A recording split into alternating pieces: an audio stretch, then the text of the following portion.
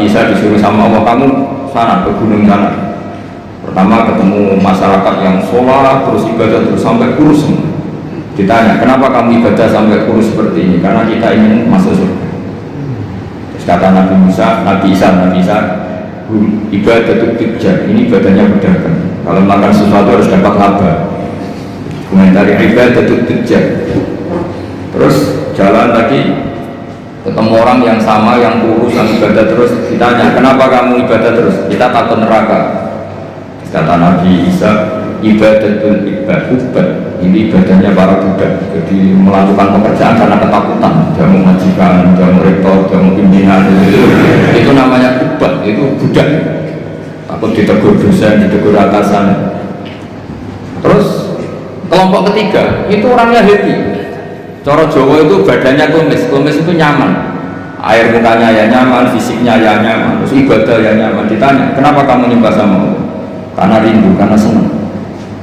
Nabi Isa ikut gabungin ibadatul muhibbin, ibadahnya orang yang mencintai. Karena sebetulnya Allah itu yang tersinggung. Masyhur itu dalam riwayat hadis qudsi, Allah ngendikan gini, ada orang soleh ibadah terus. Kenapa kamu nyembah saya? Ya karena saya ingin masuk surgamu ya Allah. Yang satu ditanya, kenapa kamu nyembah saya? Saya takut nerakamu ya Allah. Terus kata Allah, laulam akhluk jannatan wala naran alam akun ahlan an uto'aku masyur. Sama harus hafal hadis itu supaya nanti ikhlas. Ya dihafalin aja, gampang hafalannya. Laulam akhluk, andaikan saya tidak menciptakan, akhluk itu mutakalim, jannatan, saya tidak menciptakan surga, wala naran, dan tidak menciptakan neraka. Alam akun ahlan an uto'a, apa terus aku kurang pantas buat sembah. Dia tetap pantas Gus. Nah itu makanya saya itu kalau ngaji di mana-mana tuh bikin analogi. Saya ini kan orang yang sering bikin analogi tentang ilmu-ilmu hakikat. Misalnya gini, sama tak tanya, ini warnanya apa? Sama jawab apa? Hitam kan? Minta bayaran apa enggak? Enggak kan? 1 tambah 1 itu berapa? 2. Kita biasa ikhlas mengatakan 1 tambah 1 2. Tidak bilang gini, kalau dikasih 1 juta tak jawab 2, kalau enggak tak jawab 4. Enggak begitu kan?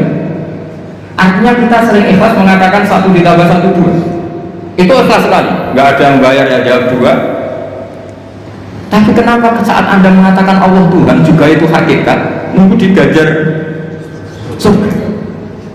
Itu kan kacau sekali di dalamnya. Kita sering ikhlas mengatakan kebenaran, misalnya 1 tambah 1 2. Ini meja warnanya hitam, ikhlas nggak teman? Ikhlas. Tapi saat Anda mengatakan Allah itu Tuhan, minta surga. Ya tapi maklum kamu tidak usah ke sana, nanti gak jadi dosen jadi wali nanti. Nah ini cerita aja, cerita bahwa dosen juga bisa jadi wali gitu.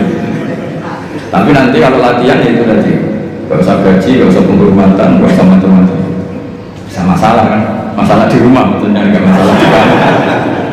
Tapi itu memang latihan, ilmu itu harus dilatih. Sehingga kita ini sama Allah malu. Malunya adalah saat kita mengatakan 1 tambah 1 2 tidak karena upah, hanya karena ingin kita ngomong hakikat.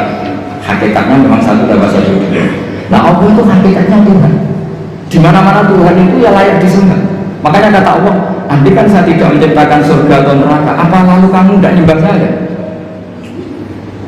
Bisa saja orang ini jawab, ya enggak lah, mesti rugi, ngapain kan dengan masalah gitu. Makanya sebenarnya Allah itu tersinggung sama orang-orang yang nyembah karena surga atau karena, tapi karena Allah itu zat yang baik, meskipun tersinggung itu ya baik-baik saja. Ini bedanya Allah sama makhluk. Artinya Allah itu zat yang sangat rahman, sangat ghafur. Meskipun tersinggung itu ya nggak apa-apa, tetap mengapresiasi ibadahnya orang-orang, kemudian diberi pahala apa? Maka dalam cerita-cerita sufi itu masyhur.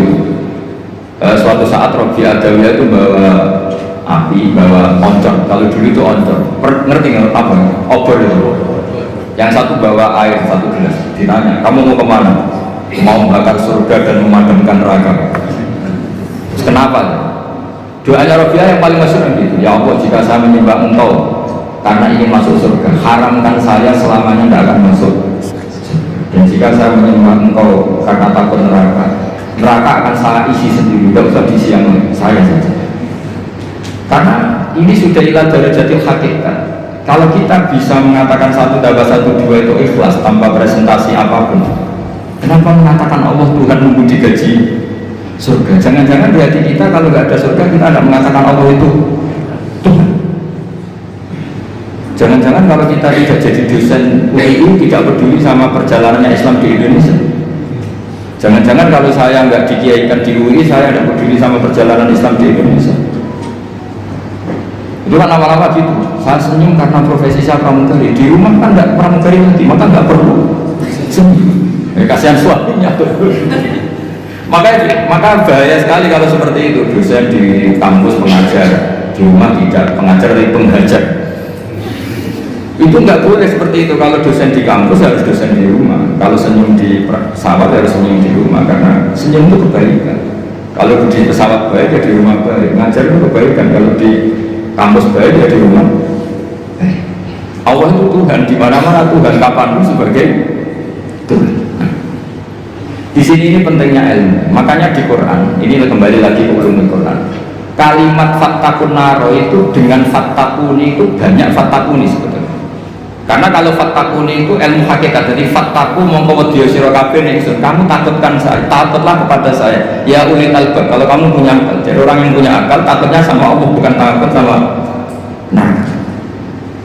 Makanya dalam cerita itu pernah Sayyidina Ali itu di satu masjid, mubalignya atau penceramahnya itu cerita neraka. Serunya bukan neraka itu gini. Memang neraka itu seru betul. Benda dimasukkan neraka itu jatuh sampai kori jahannam paling bawah itu nunggu 70 tahun. Bisa dibayangkan kalau kita masuk ke sana itu naiknya kayak apa itu susahnya. Benda yang dimasukkan ke neraka dijatuhkan itu sampai bawah itu nunggu berapa? Bisa kamu bayangkan kedalamannya. Neraka itu menghabiskan meteran berat. Itu benda dijatuhkan ke neraka itu sampai bawah nunggu berapa? Kamu bayang. Semua cerita neraka sehingga hadirin itu nangis semua. Sayyidina Ali pas liwat terus si penceramahnya dipanggil. Kamu membuat mereka takut oleh neraka sampai seperti itu. Apa kamu bisa sukses membuat mereka takut kepada Allah sampai seperti itu? Dites, nggak bisa mbak. Terus masyhur itu Sayyidina Ali ngendikan, "Atajizu an wasfi makhluqin mislak." Masa ngadepi neraka saja sesusah itu? Apapun topnya neraka itu makhluk, sesuatu yang diciptakan. Harusnya kamu lebih takut sama Allah. Sehingga semenjak itu dirubah cara ceramahnya dirubah. Jadi tidak, karena tadinya itu yang diikuti ulama-ulama tasawuf. Jadi ulama tasawuf itu orang yang mengembalikan pada akal waras. Ya kayak tadi, saya mengatakan ini hitam itu hanya karena yang memang warnanya hitam. Supaya saya jadi orang waras, kalau hitam ya tak bilangkan hitam, tak katakan hitam. Sama, Allah itu Tuhan. Kapan saja Tuhan, dia sebagai Tuhan. Andai kan tidak menciptakan surga atau neraka, dia tetap sebagai Tuhan. Jadi kesetatusan Tuhan Allah itu tidak membuat neraka atau kita ini adalah orang yang sudah peduli sama pendidikan. Untuk diantar dosen apa enggak, kita tetap ngajar di mana saja, kapan. Senyum adalah kebaikan. Bahwa kamu sedang jadi pegawai bank maupun enggak, ya tetap semuanya harus gitu. Peduli sama yatim piatu ya sudah satu kebaikan. Untuk kita pengurus yayasan apa enggak, ya tetap peduli sama yatim. Nah itu ilmu hakikat. Sesuatu itu dikembalikan pada proporsinya. Itu termasuk yang diajarkan Sayyidina tidak disalam. Sehingga kita kalau maknani fattakun naro sama fattakuni wattakullah, kualitasnya itu tentu tinggi fattakullah atau fattakuni ya, karena Allah itu zat yang harus kita sembah, kita puja-puja, kita takuti ya, sebagai Tuhan, sebagai Allah, bukan nunggu karena Allah bikin surga atau neraka. Itu dalam ilmu tasawuf. Tentu kita mungkin kelasnya ada sampai seperti itu dan tidak perlu seperti itu nanti. Sehingga terus ibadah yang ingin masuk surga itu disebut ibadah tujar. Apa?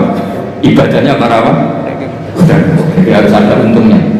Jadi Allah jadi mitramu dagang itu sopan nggak kira-kira? Ya Allah tak sembah lah, tapi ada syaratnya. Apa? Ya saya harus masukkan ke kata Allah, kamu imannya nggak benar tak kurangi. Ternyata poin kamu tak. Ya nanti kan jadi panjang, apa? Makanya masyhur itu ada guyonan, ini guyonan sufi tapi nyata. Ada orang nggak pernah maksiat, nggak pernah apa-apa ya. Toat terus nggak pernah masuk surga. Ditanya, kenapa kamu masuk surga? Karena saya tidak pernah maksiat terus ditoat terus. Ya oke, kamu di surga. Umur kamu berapa? 80 tahun. Oke, kamu di surga 80 tahun. Protes orangnya. Ya Allah, ibadah saya katanya surga itu selamanya. Kenapa 80 tahun? Kan kata kamu masuk surganya karena amal kamu kan? Kamu amalnya hanya 80 tahun, dan surganya 80 tahun. Yang abadi itu fadl saya, anugerah saya. Akhirnya ya sudah pasti sama masuk surga karena fadl kamu, karena sudah jadi sudah karena kamu. Artinya kalau kamu nyembah Allah karena ingin masuk surga, kemudian ibadah kamu konversi jadi surga, itu berdurasi. Ya harusnya sholat seperti itu pahalanya hanya sekian, sudah sekian saja. Makanya orang-orang tasawuf itu takut kalau ibadahnya seperti itu. Makanya orang tasawuf itu ikutnya ya walladzina amanu asyaddu hubban. Ya, orang-orang yang mukmin itu harus sangat mencintai Allah. Ya ibarat gini, bapak-bapak yang nggak punya wanita lain atau nggak goda wanita lain itu ada yang karena takut, ada yang karena cinta. Keren man. Kalau karena takut sekali nggak konangan itu ya, ya sudah lampu merah. Tapi kalau karena cinta, konangan ya tetap nggak macam-macam. Nah itu orang-orang tasawuf, orang yang sangat mengagumi fitrah salimah, bahwa kita menyembah Allah ya karena dia sebagai Tuhan, bukan karena dia menciptakan surga atau apa.